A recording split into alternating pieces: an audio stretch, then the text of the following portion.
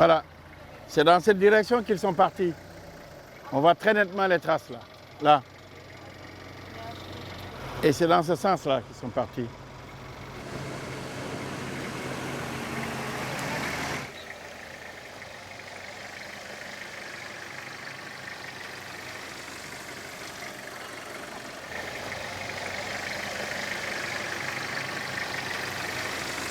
Je vérifie un peu si c'est des crottes fraîches ou d'anciennes crottes. Mais s'ils avancent, tu fais quoi? C'est dangereux, non? Bah, s'il est là, c'est dangereux. Mais c'est sûr qu'ils ont crotté, ils sont partis. Ah oui, c'est des crottes fraîches. Ah oui, ça leur permet de marquer le territoire, de se retrouver.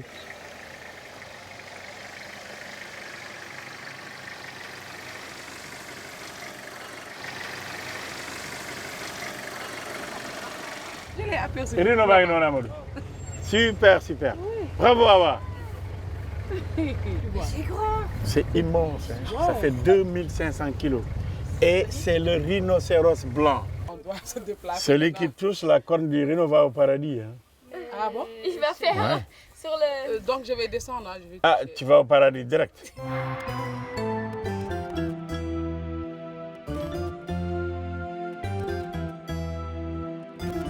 boo buggee seet si rabu àll yi dangay ñëw fii si Bandia.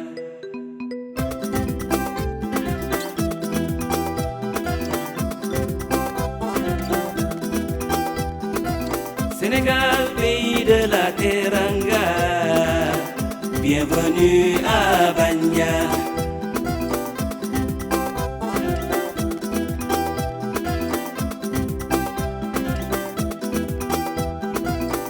N'est-ce pas toi l'ami des animaux? Bienvenue à Bandia.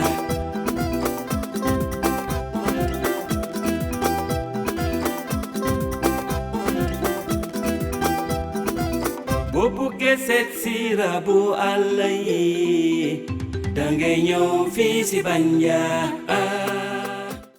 À quelques dizaines de kilomètres de Dakar, la capitale du Sénégal, se trouve une des 2 réserves animalières privées du pays. Étendue sur 3500 hectares, la réserve de Bandia est le fruit d'un pari impossible que se sont offerts quelques amoureux de la nature. Jacques Resque est l'un des fondateurs de la réserve. Natif du Sénégal, cet homme à la stature imposante a un regard d'adolescent empli d'affection quand il évoque la faune du Sénégal de son enfance. Je suis né déjà au Sénégal, j'ai grandi là. Et bien entendu, pendant ma jeunesse, à l'âge de 10-12 ans, mes parents me prenaient souvent en brousse, puisque on avait des parents qui habitaient dans les régions dans le Sénégal. Et c'est à partir de là que je commençais à m'imprégner de la nature. Et je peux dire que jusqu'à l'âge adulte, je fréquentais peut-être 2-3 mois pendant les vacances les régions, donc la brousse. La brousse de son adolescence, Jacques et ses associés se sont donné les moyens de la recréer. Après plusieurs années de palabres avec les autorités, ils obtiennent le droit de créer la réserve et d'importer des animaux. L'aspect animalier de la réserve de Bandia naît en 1996, le 31 décembre, quand j'ai reçu les animaux ici au Sénégal, au port de Dakar. Ce soir-là, Jacques et ses associés sont au port de Dakar. Ils sont là pour réceptionner des containers venus d'Afrique du Sud. 4 têtes de girafes dépassent de l'un d'eux, les premiers hôtes du monde de Bandia. Et qu'on a lâché le 1er janvier 1997 au matin. Et là, c'était une apothéose pour nous, c'était quelque chose de nouveau, d'extraordinaire. Et c'est comme ça qu'on a commencé à réaliser qu'on a déjà quelque chose ici et qu'on a une bonne vision peut-être pour l'avenir. Plusieurs dizaines d'antilopes, quelques autruches et 2 rhinocéros blancs, originaires également d'Afrique du Sud, emménagent simultanément dans la réserve.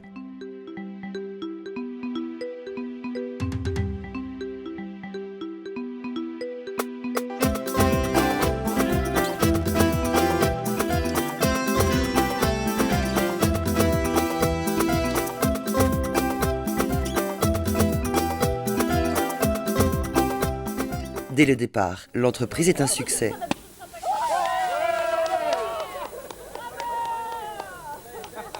À l'exception des rhinocéros, la totalité de la quinzaine d'espèces commence à se reproduire de manière exponentielle. Quelques années plus tard, on a constaté une première naissance de girafons. Et c'est là où on s'est dit, là, Ça nous a fait un coup de fouet, on s'est réveillé, on a dit c'est extraordinaire, une girafe. Et on a commencé à traiter cette forêt de Bandia, à aménager, à faire des pistes, à créer une structure où on peut les voir facilement, parce que quand même on les avait lâchés carrément sur 500 hectares où il n'y avait pas de piste praticable. Et pourtant on n'avait reçu que 4 girafes. Aujourd'hui on est à une 50aine de girafes en 20 ans. Donc c'est quelque chose d'extraordinaire. Imaginez que j'avais amené 10 girafes. Aujourd'hui je serais peut-être à 150 girafes. Donc tout ça c'est des éléments, c'est des signes qu'on pourrait nous mettre en pratique et pourquoi pas refaire du Sénégal ce qu'il était il y a 200 ans. Entretenir une réserve de 3500 hectares nécessite d'importants moyens financiers. Sans aide de l'État, la réserve se doit de subvenir à ses propres besoins. L'ouverture aux visiteurs au début des années 2000 a rapidement connu du succès. Et aujourd'hui, 165 personnes œuvrent quotidiennement au bon fonctionnement de Bandia. Bonne visite. On a réussi avec, je dirais les collaborateurs, pour ne pas dire employés, entre les guides, les chauffeurs, les ouvriers, tous ces gens-là, ils se sont vraiment imprégnés et passionnés du fait de voir ces naissances-là. D'ailleurs, c'était eux-mêmes, les guides ou les chauffeurs, qui nous signalaient des naissances. Et on n'avait même plus besoin, à la limite, de faire du comptage. Donc d'année en année, les naissances, on les cumulait avec les naissances d'avant. Et on arrivait à savoir combien d'animaux on a. Et ces gens-là ont été vraiment le facteur de développement numéro 1. Les guides les plus anciens sont nés dans un Sénégal aujourd'hui disparu. Jusque dans les années 50, on pouvait apercevoir des lions, des éléphants et des girafes sur l'ensemble du territoire. Des dizaines de milliers d'années de présence anéanties en quelques décennies. La réserve de Bandia, c'est la première initiative privée en matière de protection de flore et de faune. Cela veut dire tout simplement que vous êtes dans la première réserve privée du Sénégal. Un Sénégal qu'Ibrahima a bien connu, lui qui officie dans la réserve depuis le commencement. Quotidiennement, il accompagne les visiteurs et leur fait découvrir une faune protégée où vivent en totale liberté une quinzaine d'espèces africaines. Ça, c'est le mâle d'autruche, parce que les femelles sont de couleur grise, les mâles sont noirs comme ça. Et le temps de couvaison, c'est 40 à 45 jours. Et une fois que les œufs éclosent, c'est le couple qui protège les petits. Donc c'est un bel exemple de solidarité dans le couple. On devrait s'inspirer des autruches pour partager les tâches, quoi. On entretient un climat de sérénité entre le client et le guide, mais aussi une communication entre l'homme et la nature. C'est ça justement notre boulot, quoi. Faire de telle sorte que celui qui vient d'Allemagne, ou qui vient de la Belgique, ou qui vient du Kazakhstan, etc., qui se sentent véritablement en Afrique et dans un milieu purement africain, avec un Africain qui connaît son milieu pour les expliquer. C'est ça le rôle du guide.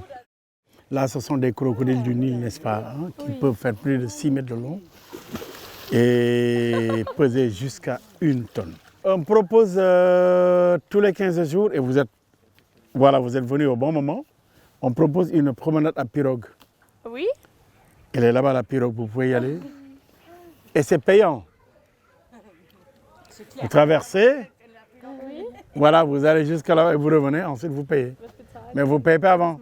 Vous payez à la sortie, après la fin de Si vous êtes encore en vie. Voilà. Voilà. Sinon, c'est les crocodiles qui payent. Hein. Toutes les espèces animales présentes à Bandia existaient au Sénégal, à 2 exceptions près, les zèbres et les rhinocéros. Et à l'instar des autres ruminants de la réserve, ils se sont parfaitement adaptés au biotope de Bandia. Le rhinocéros, il a une couleur grise, voire noire, mais le nom de blanc vient de la forme du museau. C'est le mot wide en anglais pour caractériser son museau large. Et pour dire wide, les Afrikaners ont dit white. C'est pour ça qu'on les appelle blancs. Et pour faire la différence avec l'autre rhinocéros, qui est plus petit, l'autre on l'appelle black. Sénégal, pays de la Teranga, bienvenue à Bandia.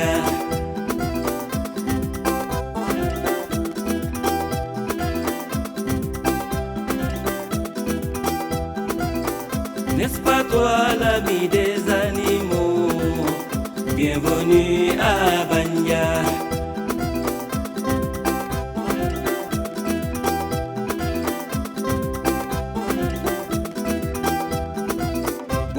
set sira bu Allah yi da ngay ñëw fii si Bandia.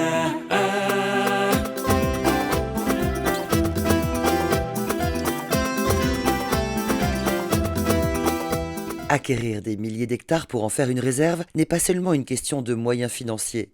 L'augmentation de la population amène parallèlement le développement de zones de plus en plus vastes consacrées à l'agriculture et au pâturage et limite les possibilités d'aménager des surfaces suffisantes à la création de réserves animalières. Malheureusement, aujourd'hui, la poussée démographique fait de sorte que ces animaux sauvages en liberté aujourd'hui sont prônes à disparaître à cause justement de la perte de leur habitat, la déforestation, le braconnage et les multiples maladies auxquelles ils sont exposés à cause du bétail avec lesquels ils rentrent en contact de plus en plus.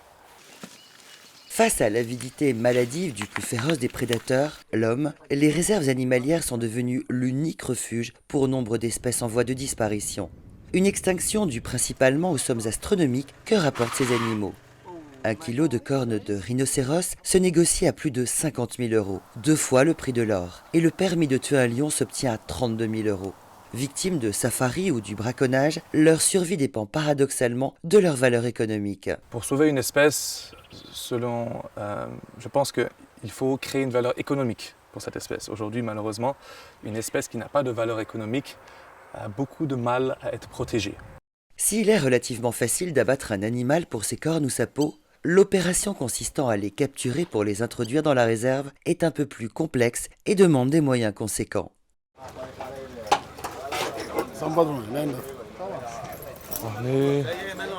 La corde, ouais, c'est bon. La capture des girafes est plus ou moins compliquée par rapport aux autres herbivores parce que ce sont des animaux de taille imposante qui sont susceptibles de se blesser facilement à cause de leur long cou et de leurs longues pattes. Il est toujours difficile de transporter et de capturer des animaux adultes. C'est toujours mieux de capturer des subadultes. Aussi, pour des raisons de réintroduction, les animaux qui sont plus jeunes ont de meilleures chances de s'habituer à un nouvel environnement. Donc la capture se fait d'abord par voie chimique, où on inocule l'animal avec un opioïde. La flèche est composée d'un piston à l'intérieur et d'une charge derrière. Lors de l'impact contre la peau de l'animal, un percuteur va taper la charge, qui va avoir une mini détonation, qui va pousser le piston vers l'avant et donc pousser le produit à travers l'aiguille, qui doit être assez longue pour traverser la peau de la girafe, qui est très épaisse.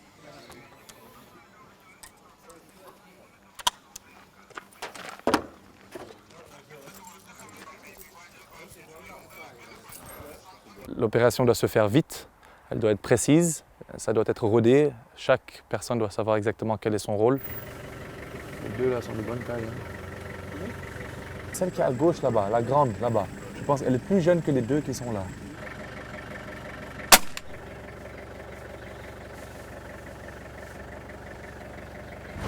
Ok les gars, allez-y rapidement, allez-y, faites-la tomber.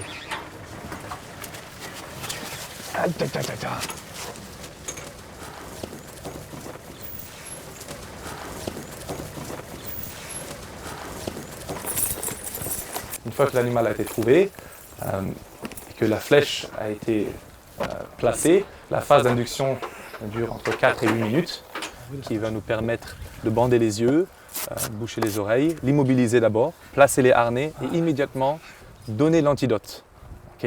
Cet antidote permet de réverser l'analgésie, de relever l'animal.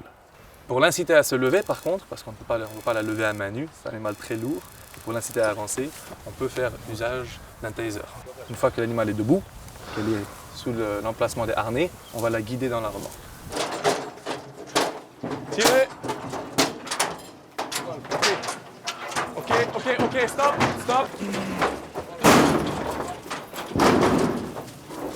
Allume le moteur, elle commence à rouler déjà.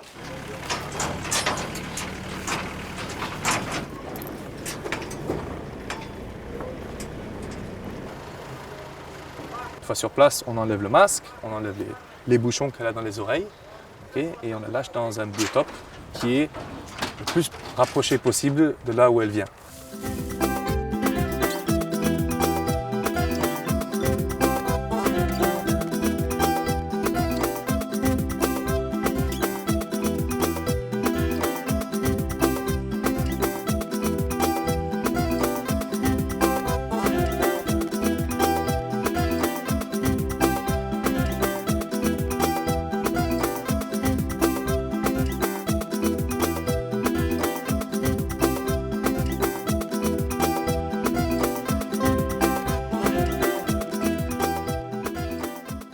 Les captures permettent également de minorer les risques de consanguinité et assurent une reproduction saine des animaux. Leur prélèvement dans différents pays africains permet de préserver leur patrimoine génétique. Quand on introduit des espèces, on essaye toujours de trouver des mâles et des femelles qui sont de portées différentes, qui sont de différents parents, afin de maximiser les chances qui ne se reproduisent pas entre frères et sœurs, cousines, mères, pères, ainsi de suite. Chaque espèce se différencie également par ses comportements sociaux. À Bandia, la proximité avec les animaux permet d'observer comment les couples d'autruches couvrent et protègent leurs nichés et comment les impalas s'organisent en véritable maternité. L'extraordinaire de cette espèce, c'est que quand il y a la mise bas, en fait, dans la même semaine, toutes les femelles mettent bas à une semaine, 10 jours près, et pratiquement tous les petits qui ont le même âge, à quelques jours près, se regroupent et entourés par les adultes pour les protéger. Comme une maternité, tu vois, entouré des adultes, c'est magnifique.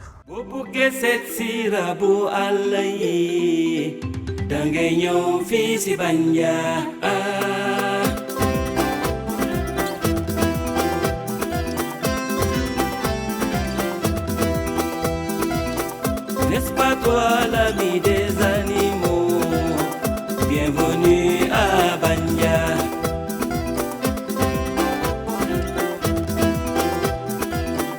Bienvenue à Bandia.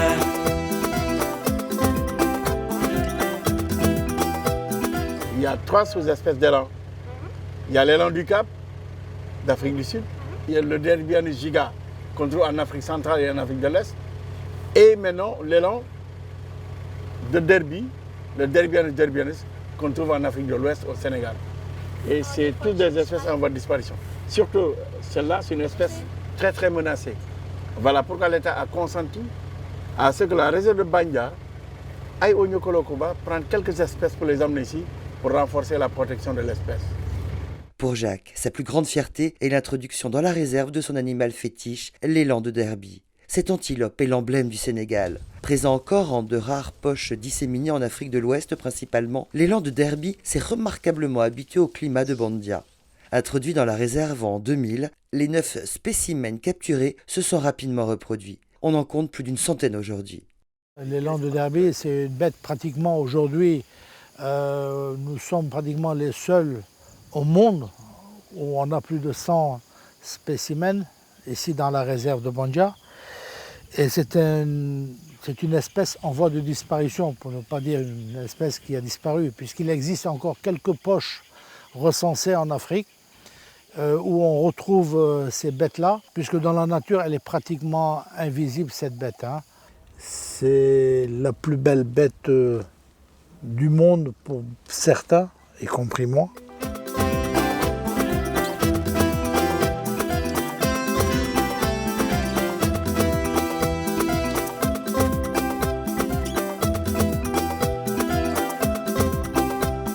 L'avenir de nos grands animaux, je dirais à 100%, ce n'est plus de les lâcher dans la nature.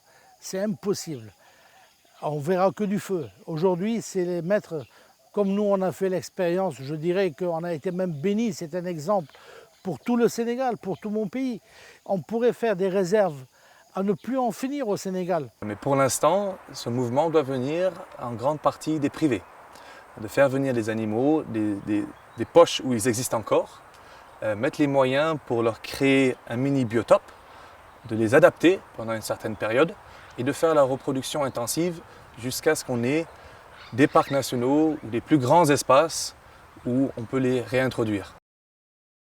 20 ans après sa création, la population de Bandia a considérablement augmenté. De la cinquantaine d'animaux arrivés en 1996, on est passé à plusieurs centaines aujourd'hui.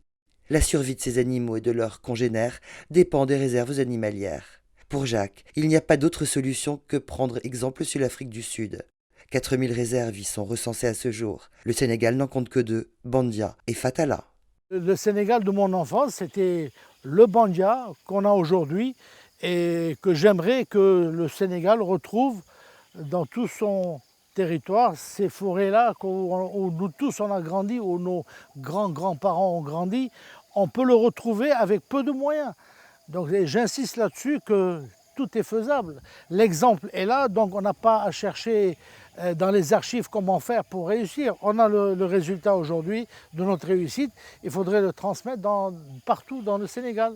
Et aujourd'hui, ce que je ne voudrais pas, c'est que mes enfants ou les enfants de tout le monde ne voient plus de girafes que dans les bandes dessinées ou dans les dessins animés.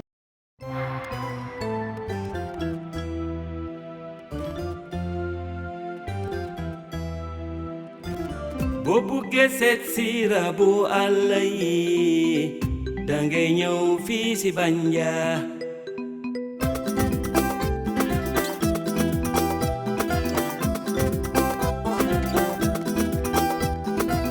Sénégal, pays de la teranga, bienvenue à Bandia.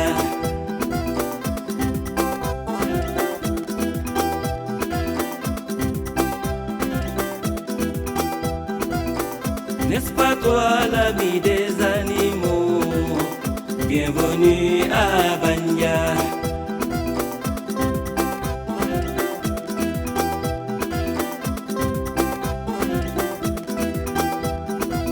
boo buggee seet si rabu àll yi dangay ñëw fii si Bandia.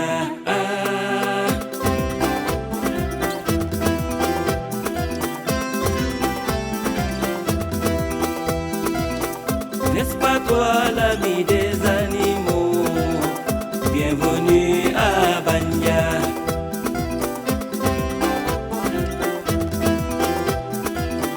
Bienvenue à Bandia.